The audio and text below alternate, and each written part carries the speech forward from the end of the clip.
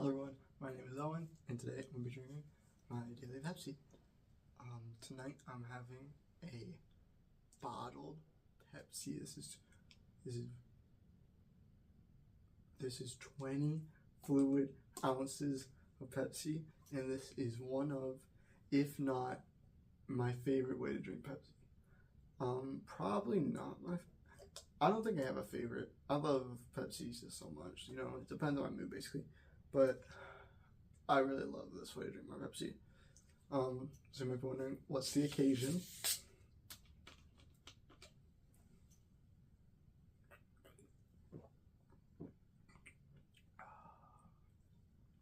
Today, I'm going to explain the lore behind my favorite video game series, Devil May Cry. Okay.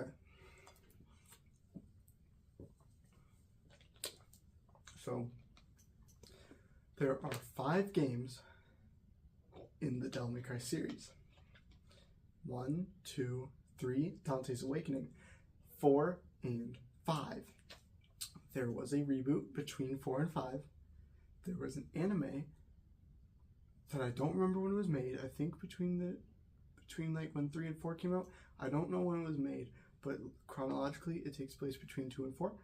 But I have not seen it. I really have to. Like, I have it on DVD or like Blu-ray. I just haven't watched it. I really gotta, but it's not that important probably. And there's a new anime coming like soon, like in April, I think. I'm really excited for that. It'll be on Netflix. It's probably not gonna be very good, but I hope it will. So let's just go by game order and not chronological order. So we start with Devil May Cry. Dante is in his shop. Dante works as a demon hunter for hire, and one day he's chilling in his office, got his feet up on the desk, chilling. A lady drives in through the door with a motorcycle, throws it at Dante.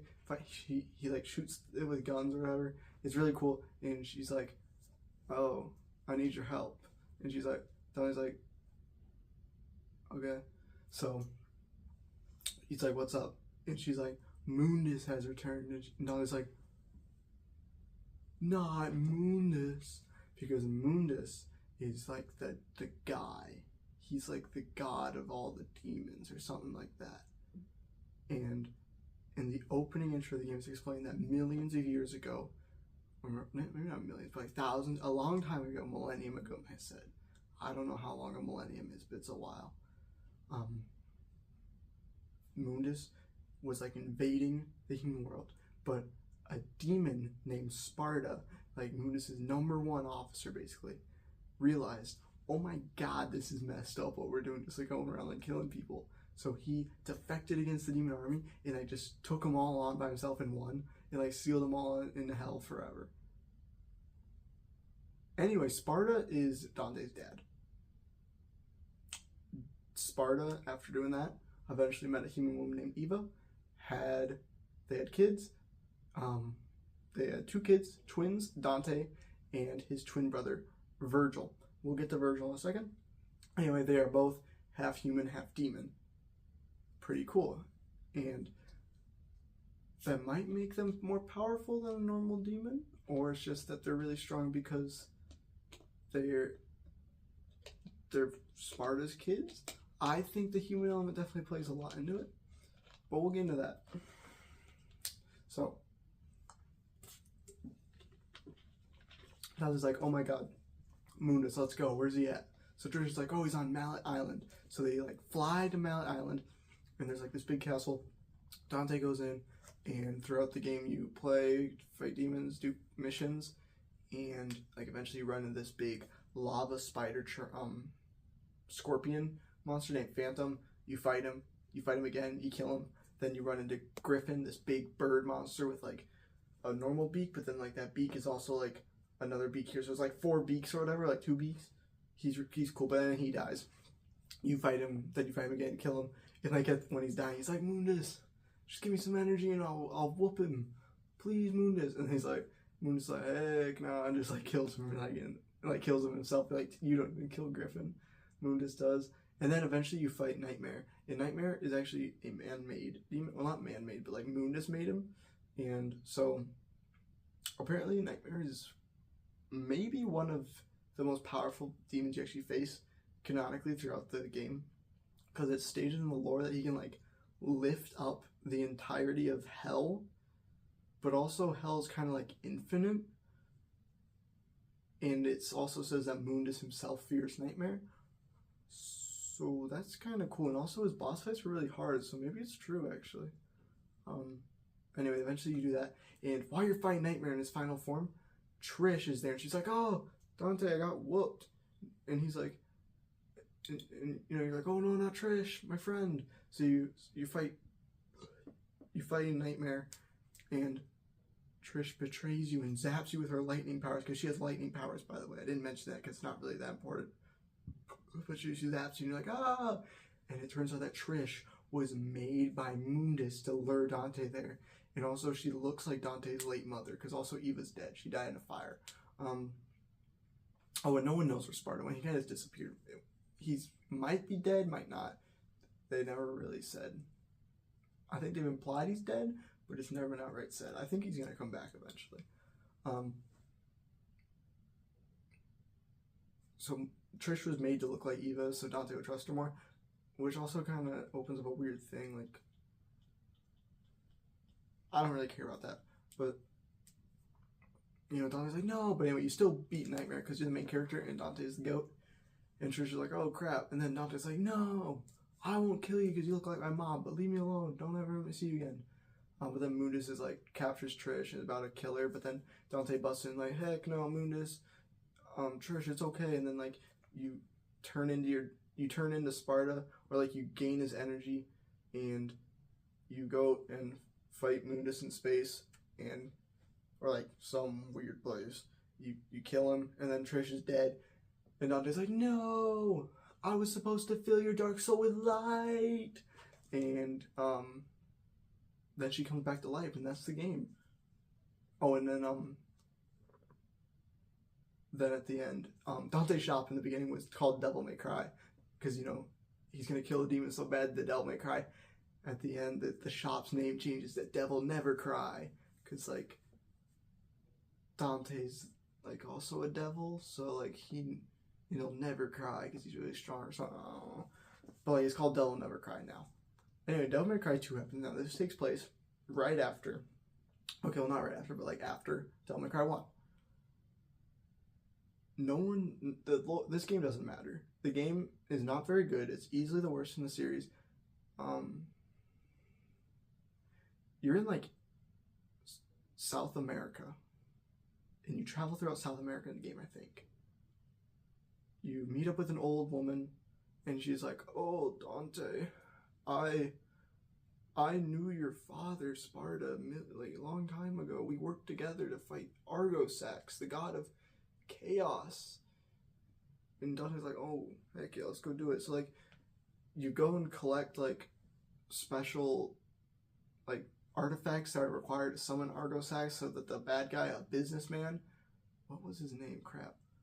I mean, he was really forgettable, but also really, honestly, he was kind of cool. I don't remember, but he was supposed to be the king of this world, but you kill him. But like, because he wants him to summon Argosax and become a god himself. So you're going to him, and then also the Matiere, the old woman, has like an apprentice named Lucia, and Lucia is like, "Alright, let's go." And you can also play Lucia. This is the first time in the series where you can play as two characters. And also Trish becomes unlockable once you beat like one of the harder modes, I forget. And she's like really broken. So you go around South America, killing demons, getting artifacts thing. It culminates, you're in the bad guy's tower.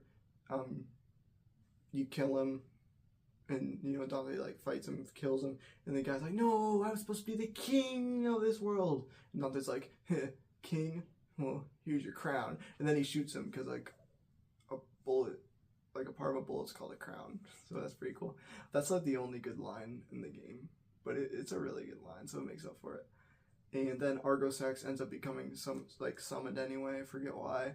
And you fight them. It's like the only good boss fight in the whole game. And then the game ends. And then Lucy's like, wow, Dante is really cool. And you never see her again. Never, ever again. Never mentioned again. Never anything again. So that's Devil May Cry 2. Alright, Devil May Cry 3 is a prequel. So it actually takes place before Devil May Cry 1. But not even a little bit before. Like a while before. Because like Dante and Virgil are teenagers now. I forgot to mention a really important part of Devil May Cry 1. Throughout Devil May Cry 1, in between all the other bosses I mentioned, I forgot completely the most important boss, Nilo Angelo. Nilo Angelo is this cool, like, strong swordsman, and he whoops you, but also you beat him because you're Dante. In his final boss fight, his mask comes off, and oh my god, it's Virgil, your twin brother. Somehow Mundus hypnotized him, or like tortured him, or something that made him like work for him, and it's crazy. But then like you beat him and that frees him or something, and then you kill Mundus, so he gets free. He doesn't appear in 2, but anyway, that's our introduction to Virgil. It's not too important, and you also know it's him because he has like an amulet, because Eva gave Dante and Virgil both an amulet, and the amulets come important again in 3. Oh, and Dante combined his amulet with Virgil's amulet to then combine with his sword to become the sword Sparta, not the guy Sparta, but there's also a sword called Sparta, and it's a really cool sword. We're gonna come back to this in like 5. It's so confusing. So Devil May Cry 3, Dante had just bought his shop. He's like, wow, I got my shop. A guy named Arkham comes and is like, your brother Virgil invites you to come to the Temenegru. And Dante's like, okay. So, or he doesn't like okay, but like he fights demons. The Temenegru is a big tower that just comes out of the ground in the middle of the city and kills like a lot of people. A lot of people actually died. So Dante goes in, finds Virgil. Virgil whoops him because at this point in the story, Dante doesn't really have a good like understanding and like power over, like control over his demon half. Like he's strong and stuff, and like so he's able to like and like durable, like you can shoot him, he's fine, he can do all this, but like he can't become a demon. He can't really tap into his demon like strength, like it's full of it. But Virgil can. Virgil learned how. So Virgil whoops you, and like you're like no, and then you get really mad and like you unlock it, and you unlock your devil trigger that lets you become a demon, and it's a really good scene.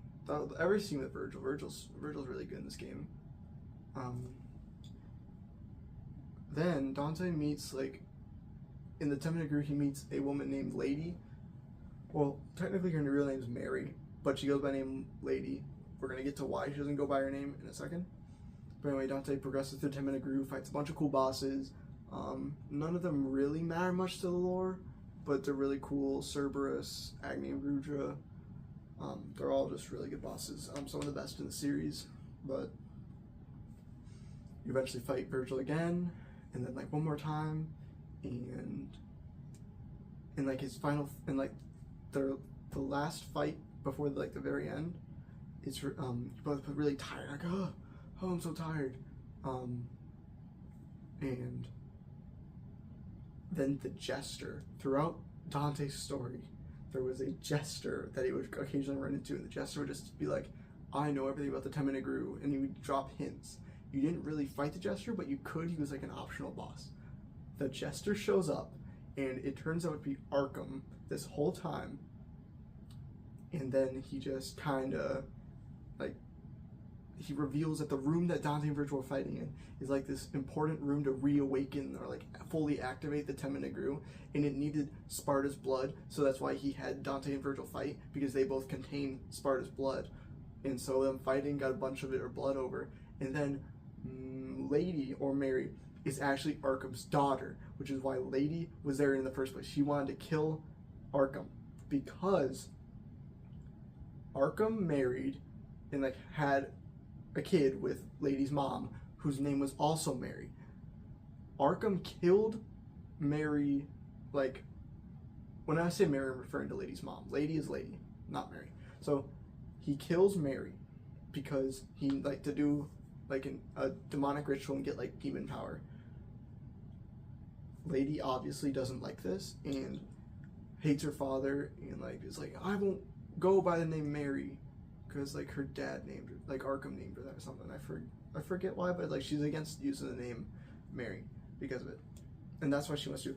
But Lady, he actually wanted Lady there because you also need that, like you also need Mary's blood, the priest, because it turns out that so the Temenegru is a, I really should have explained this before, is a structure that is what seals off hell from our like the real world.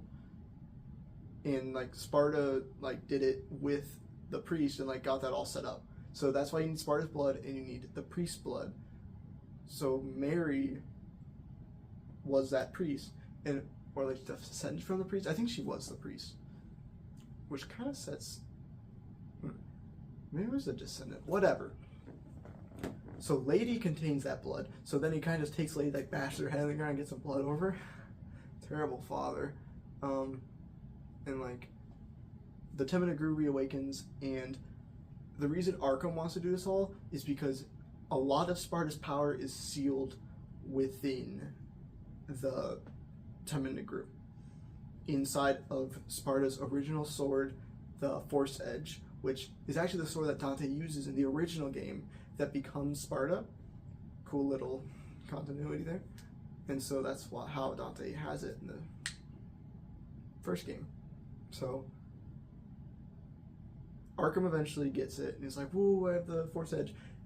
The overwhelming power mutates Arkham into like a disgusting massive demonic energy. Dante and Virgil team up and kill Arkham. Then the Force Edge flies somewhere and Virgil picks it up and is like, Dante, I'm not going to give it to you. You got to come and take it. And so they fight. It's like an amazing fight. One of the best in the series and one of the best in the entire genre of games.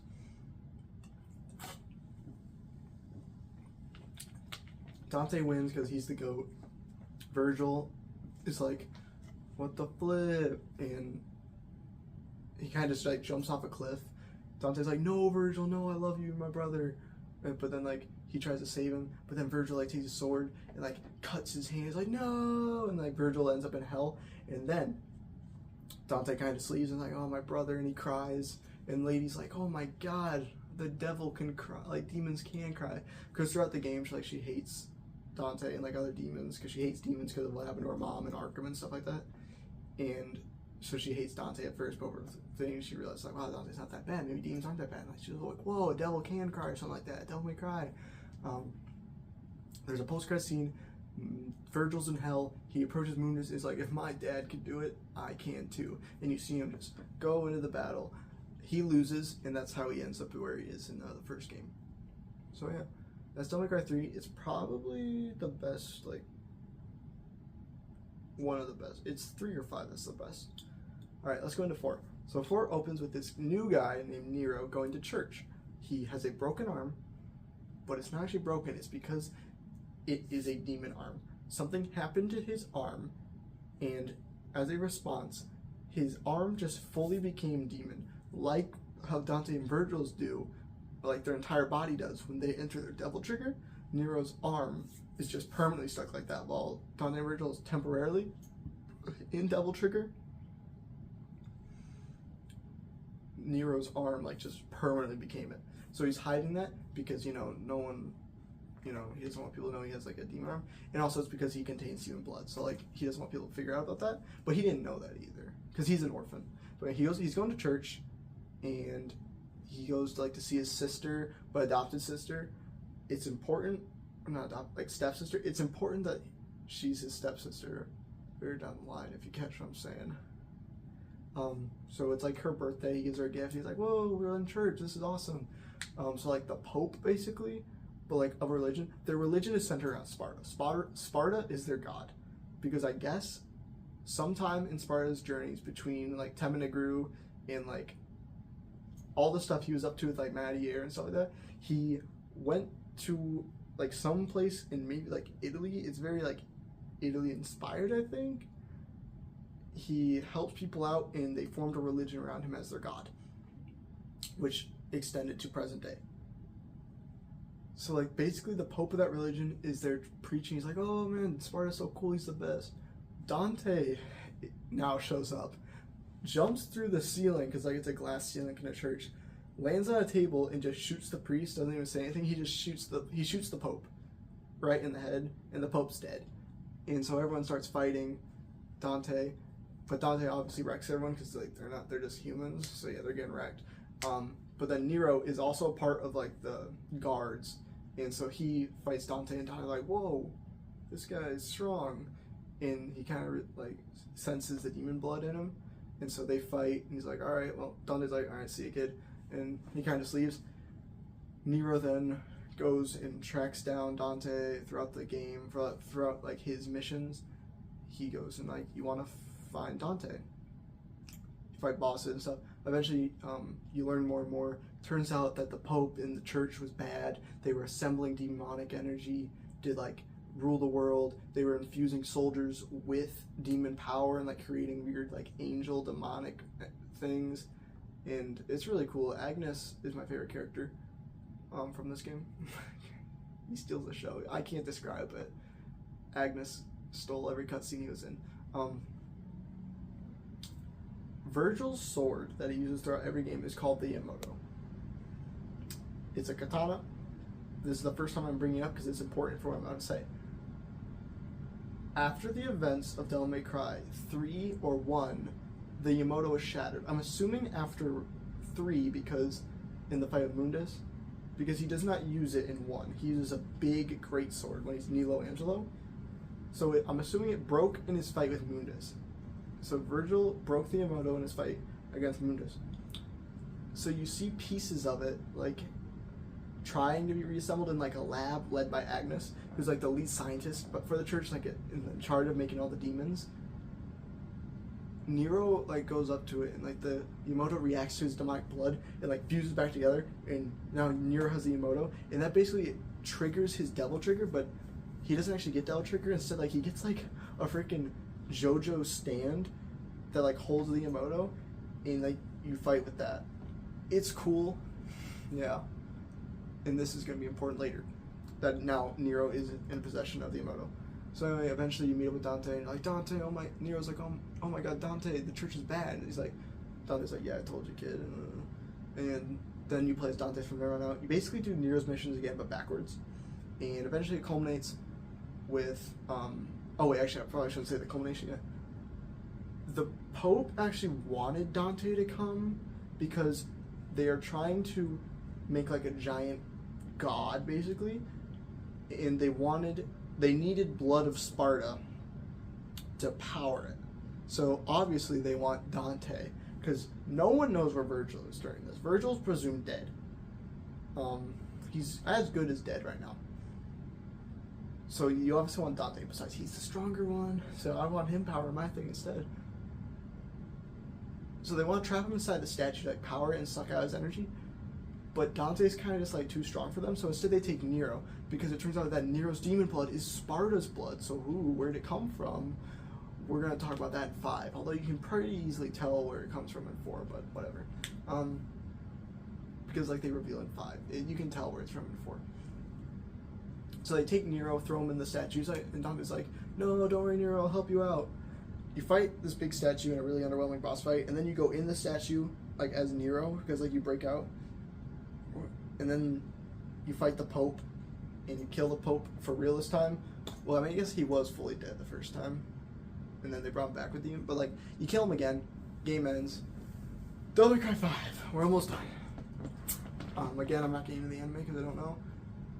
And there's like some manga, but I haven't read any of that. I don't know where you read it at. If anyone knows, let me know, because I'm really interested. Like all of it. Like I know there was some for Devil May Cry 1. I think there might have been some for Devil May Cry 2.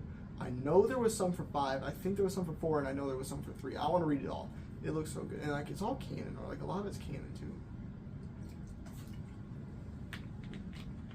Okay. Devil May Cry 5 adds a lot. So Devil May Cry 5 has kind of like you start here, and then throughout the story you learn a bit about what happens before.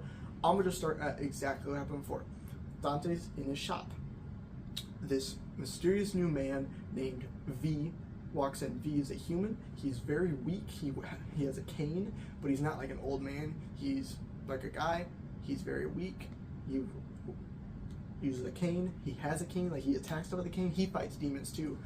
And also he has like pet familiar, if you know what that is, like pet demons basically. And they are actually monsters back from Devil May Cry 1. Griffin, Nightmare, and another enemy I think was called Shadow. Shadow wasn't really a boss, it was more of a normal enemy. But they all like serve V, which is really cool. We're gonna get into that and like how that works in a minute. So Dante, like V walks into Dante's office and Dante's like, "What's up?" V's like, "Oh, I got a job for you." And Dante's like, "All right, sure, what's up?" Or like, no, Dante's like, "I don't care, I'm not in the mood." But V's like, "Oh, you're gonna want to care. This demon I got for you. This is your reason to fight."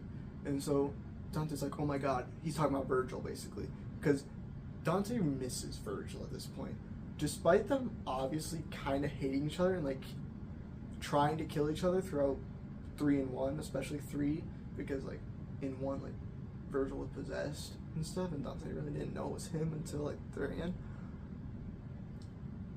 They do love each other in a really weird way. Virgil loves Dante, Dante loves Virgil. They don't show it, but they do.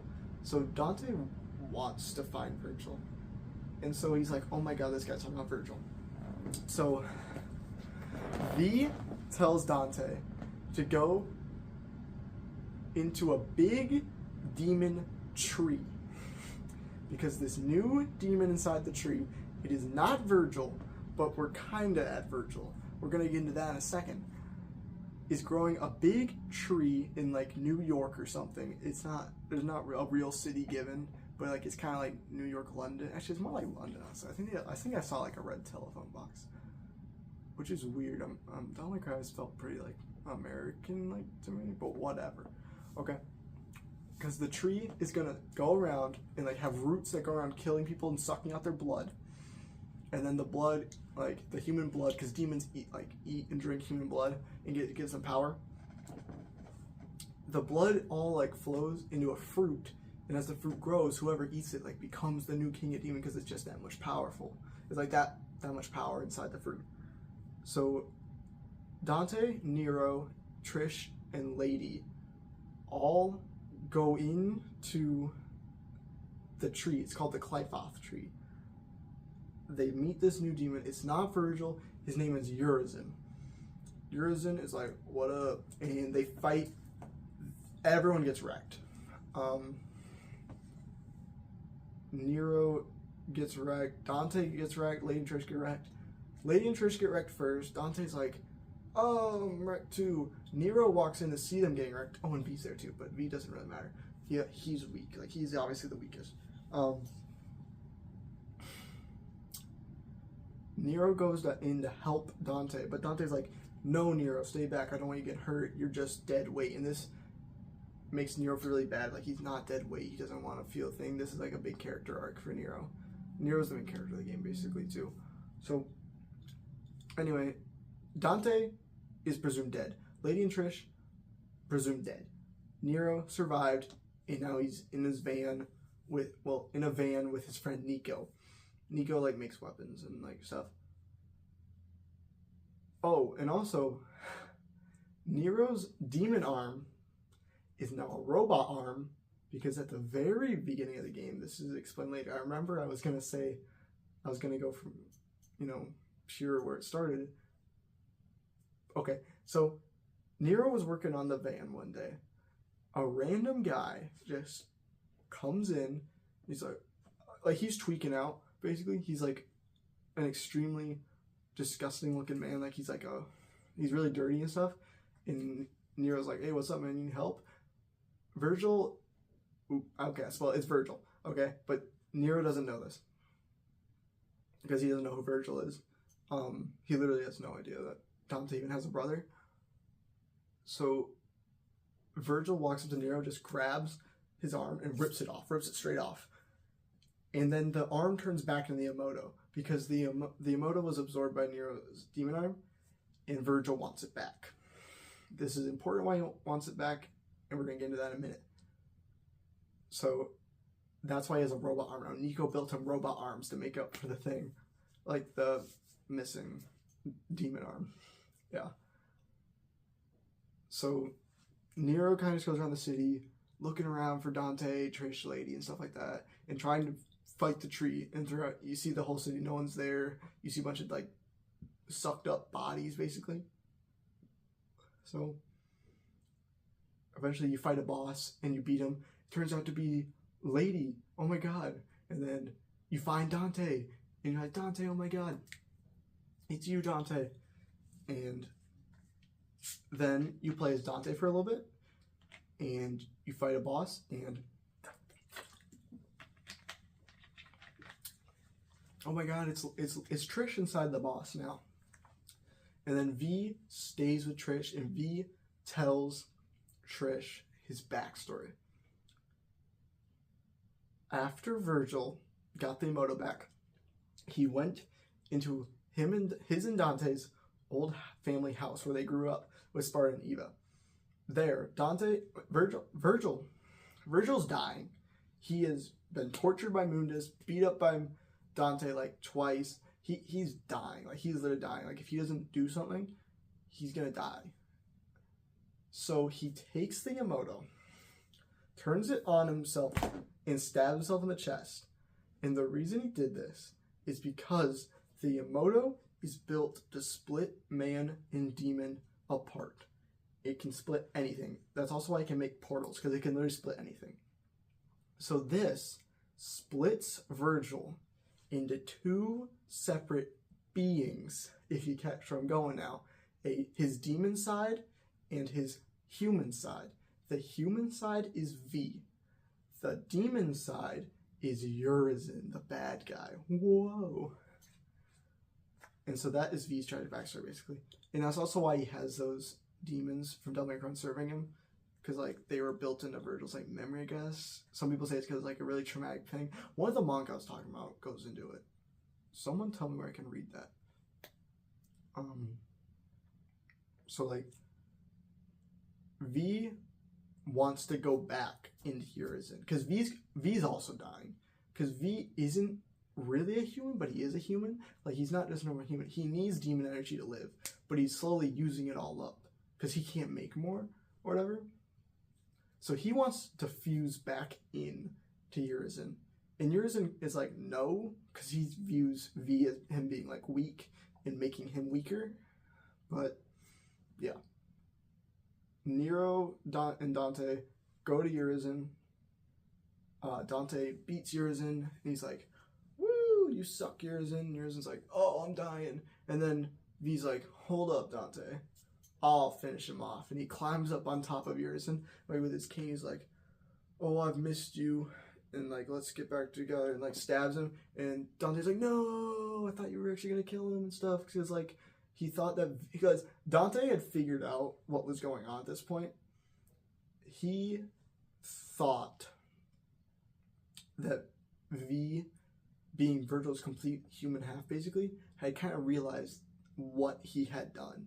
He had killed so many people at the Temina Grew, and just, like, and now at the Climb Out Tree, he had just hurt so many people. And Dante thought he really wanted to end it. He thought he was going to kill Urizen and then himself, because without Urizen, V would die pretty quickly. Dante's like, no, I was wrong. They fused back together, and Virgil comes back to life. And now he's fully powered up again because the Urizen ate the fruit, so that fruit energy goes into Virgil too. Yeah. Oh yeah, I forgot to mention crap. Ugh. The reason that Dante was able to beat Urizen this time was because Dante had kind of been like, so if the Emoto can split man and demon, my sword... Oh yeah, Sparta gave Virgil the Emoto, and Sparta gave Dante the Rebellion. Dante was like, my sword, the Rebellion, it doesn't split man and demon apart. It brings them together. So Dante stabs himself in the chest, and that, like, brings his demon and human sides into, like, perfect harmony or whatever, and unlocks a new form and like he goes and beats up Yurzen. Virgil's like, all right, well, I'm back to life. See you later, lamos. Dante, let's fight when you're ready. You're hurt right now. I want a fair fight. So he goes up to his little tree. Dante's like, all right, I'm ready. Let's fight. They fight. They're both like fighting. Throughout this, Nero is like, oh my god, this random guy is back to life, and Dante just told me that Virgil's Nero's dad. So he's like really tweaking out, and all this, and now like they're gonna kill each other, or like one of them's gonna kill each other. Either Nero's gonna lose like his mentor Dante, or he's gonna lose his dad Virgil. So all this emotional energy, and so he calls Kyrie. Did I say her name back and forth? That's his stepsister. He now dates his stepsister. It's a little weird, but whatever. He's on the phone, and Kyrie's like, hey man, just do whatever, you know, give him a nice speech.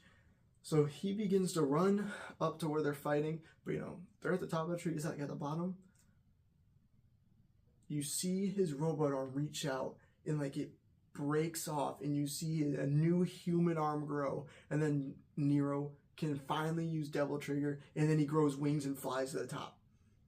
There, Dante and Virgil are like running into each other, but then Nero comes in and like stops him with like his fist, and, like, and then he's like, Dante, sit this out, and he just beats the crap out of Virgil, and Virgil's like, wow, okay. And then Dante is like, all right, well, we did it, team. But also this tree is still going to kill people and like kind of open up a portal to hell. So we kind of have to stop it. So he's like, Nero, you stay on Earth, like on human world, to defend against demons and protect the world. Me and Virgil, we're going to head into hell, break the tree there and cut it, and kind of just chill. Because he never states a way back, but the Yamato can make portals. So they can probably leave whenever. So Dante and Virgil basically jump off the tree into hell, but before Virgil jumps, he's like, hey, Nero, take this. And it's V's book. Throughout the story, V had a book, and he read poetry. V liked poetry. And, you know, I think that really just shows that, like, Virgil, like, accepts Nero, because Virgil didn't know Nero existed. He was as shocked as Nero was, finding out they're related and like that. So, I mean, like, you can't really blame him for being a bad father. Like, he literally didn't know that I mean, I guess you can blame him, but, like, you can't blame him that much, but you can definitely blame him. But now, like, they're probably going to have a good father-son relationship with Devil May Cry 6. So the game ends with Nero doing his own thing. He runs Devil May Cry now, basically. And you see Dante and Virgil in hell just, like, fighting, but they're not fighting each other. They're working together to fight other demons, and like they're playing like a game basically. They're counting each other's like score, like, ooh, you see him argue, like Dante's like, ooh, I'm winning, and Virgil's like, where'd you learn to count? And that's awesome. Like Virgil's like basically reformed now. I love the ending. I could totally see the series ending here, but I think we're gonna get Devil May Cry 6. And it's probably gonna be really good. What a yapsesh. That's it. That is it for the story of Devil May Cry. There's the anime, but again, like I didn't mention it. The only time it comes up in the games is in a Little Bin 5, but it's not very important, so you don't need it. Yeah.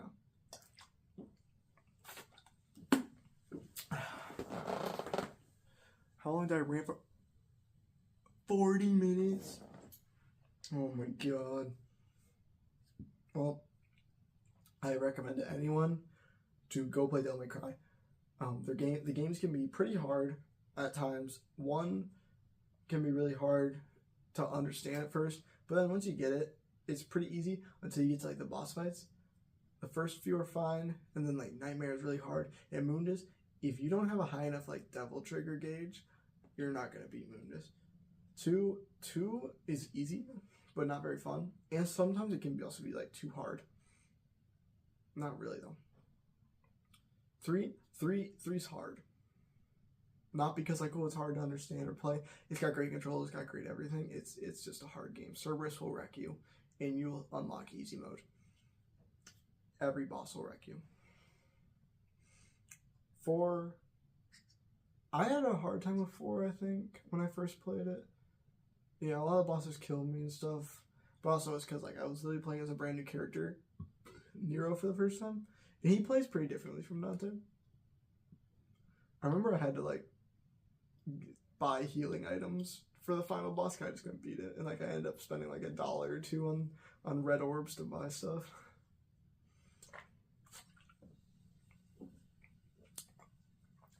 Five's like 3, where you're gonna die a lot, but not because like the game's bad or anything.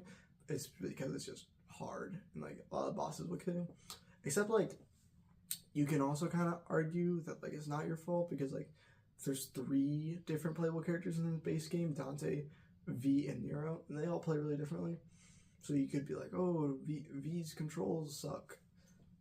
V's easy. He's actually really overpowered because you have the demons fight for you, so you can kind of just be off in a corner hiding while you have the demons fight.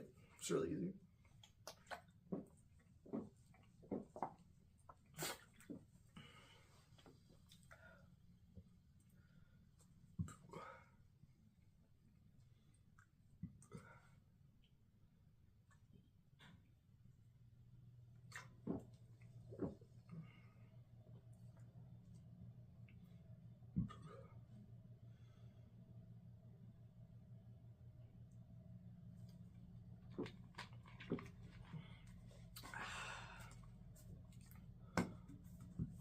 Thank you so much for watching. Please go play Devil May Cry. Or subscribe. Either subscribe or play every single Devil May Cry game. Except the reboot, that one's optional. And Peak Combat, the mobile game. I didn't even mention that game. That game's not canon or anything. I hope. Thank you so much for watching. Just go play Devil May Cry. Bye.